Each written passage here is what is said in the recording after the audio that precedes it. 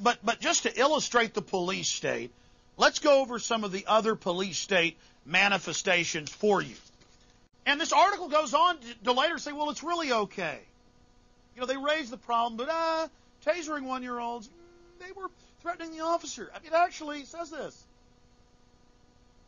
A handcuffed 9-year-old girl subdued with a taser by South Tucson police is among a growing group of toddlers and youngsters the device has been used on nationally. And it goes on to say, records kept by Taser International of Scottsdale show that as of 6 months ago, 2 1-year-olds, man, that's a, 1 2-year-old, 2 3-year-olds, 2 4-year-olds, 1 5-year-old, 1 6-year-old, and a 7-year-old have been hit with tasers. And then, this is the company's own records. It says, but don't worry, most of the toddlers, though not all, were tasered inadvertently. Some were deliberately tasered. You have a 1-year-old. They barely stand up. And, you know, this is so sick, I shouldn't. And just type in tasering children or tasered 9-year-old girl. Hundreds of articles will pop up.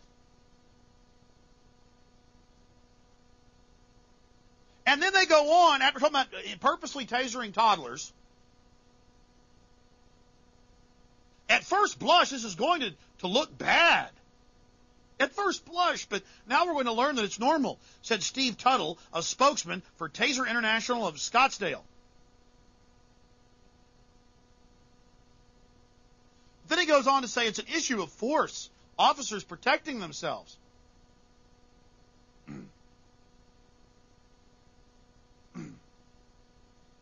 I mean, do I have to explain that tasering 12-month-old babies isn't good? I'm not going to say anything else. If you think it's good, then just love John Kerry, love George Bush, love the New World Order, worship government. They then go and drug them with lithium, and there are just whole blocks, whole complexes filled with toddlers, 3, 4-year-olds that never grew, that don't know how to walk, that are just laying there drugged out. Folks, hell on earth, hell on earth. I talked about this a couple weeks ago. Hey, Mike, do you have that queued up to the gentleman who I caught trying to engage in bribery in the Capitol? Yeah, I understand, Mike. A few weeks before that, I was up there fighting legislation that would have, taken any father or mother to jail with felonies if they took their son or daughter under the age of 18 out shooting any firearm. And there was a bunch of other legislation shutting down the gun shows. And we were there, and we caught bribery, people being paid who just testified, I don't know, $300, $400 a piece out in the hallway. And I walked up and said, what are you doing? And the people said, it's spending money. Shut up. I mean, it was literally like a movie with the guy going, and I'd totally forgotten about this tape. I was just curious to know. I wanted to know why you paid off those people at the hearings. Can you tell us that? I was there and I saw. It looked like Nina Betts was paying them off too. You got no comment on that, huh? No comment. Get away. He was under a protective order for domestic violence. This is a family and a community. Don't want to tell us why, huh? Go away. Yeah, troops don't wear out. Are you engaged in illegal payoffs? Answer us! Bring me the one they call Dave Smith! There he goes. There he goes. There he goes right there. Keep going. You, Dave Smith, the criminal! Come and explain yourself to us! You got him on tape? Smith! Smith! Keep going. Keep going. There he is. Come back, Smith! Come back! Smith, is that bag full of cash? We could use some! Come back, Dave! Don't turn your back on us! We need you! Dave! There are people here who want to be paid off! Come back, Dave! Let's pay those people off! Keep at him. Those were gang thugs! Tell him we got him on film. It was in the paper. Tell him.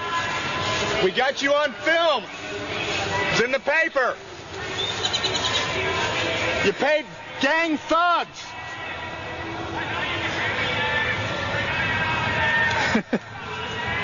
Is that heavy with money?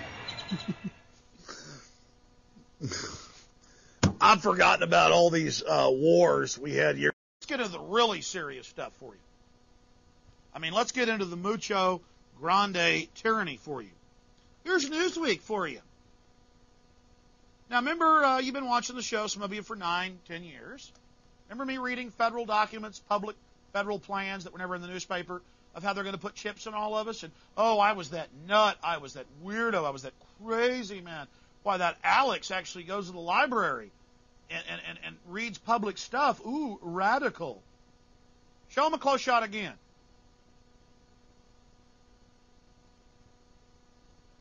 The future of shopping. This is this week's Newsweek, June 7th to the 14th issue. It's June 1st, folks, but, you know, Newsweek comes out early. It comes out a week early. Tiny silicon identity chips being put into everyday projects and even implanted under the skin are changing the way we consume. It's like Andy Rooney going, we all need a chip under the skin. And I flash up an image of a Jew with a, IBM International Business Machine number. By the way, IBM's behind these implantable chips, too, with their front companies. You didn't know IBM? Yeah, with their International Business Machine would decide, okay, a woman's 25, she hadn't had a child, enter that, she weighs so many kilos, pounds here, and they enter in, and then they decide, go ahead and blow her head off, or use her as slave labor and feed her a subsistence diet. And then that number would say how long you were supposed to be kept alive till you wore down as a slave. IBM loves you. They want to help you. They just want to keep you safe. They love you. They just want you to chip. It's so good. And then, you don't just have to check yourself out. You got a thumb scan through your security. Well, I don't like this. We've heard from people like you. I'm up here at Register 4. We've got one of them. They already do this if you go in and say, I don't like this voting machine. There's no record of how I voted. I've heard a lot of stuff. Police, he's in here. We heard about you, warned us. I mean, this will happen. People in the control room it's happened to. Their friends, people I know. I started asking questions. A woman got mad and called the police on me. Said, get out of this polling station. We heard about you. Well, actually, it's admitted. Diebold engineers have quit and said it's all a fraud. All these other big companies have had problems. Why the CIA, has former directors and deputy directors on the boards of these companies. There's electronic modems in them, wireless. Shut up! God, he's one of them. Oh, God, he knows stuff. He's talking. I just want to eat cheeseburgers and be an idiot. Police, get him now. So when you go in and go, I don't like the fact that they're all self-serve and now I got a thumb scan. Sir, it's for your security. Well, I'd just like to, be able to. Sir, if you could leave if you don't like it. Quality service is our message here. It says right here you're going to have a chip implanted in you, and if you want the new model of this coming out in a few years, you'll just have to have a chip. It says chip in the body. Information Week off TiVo's press release. Chip in the body to watch TV.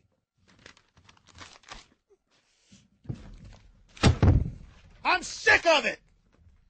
We're not radical here on this show. Andy Rooney gets up on TV and says, I better take a chip to prove I'm good. That piece of trash, Sean Hannity, gets up and says it.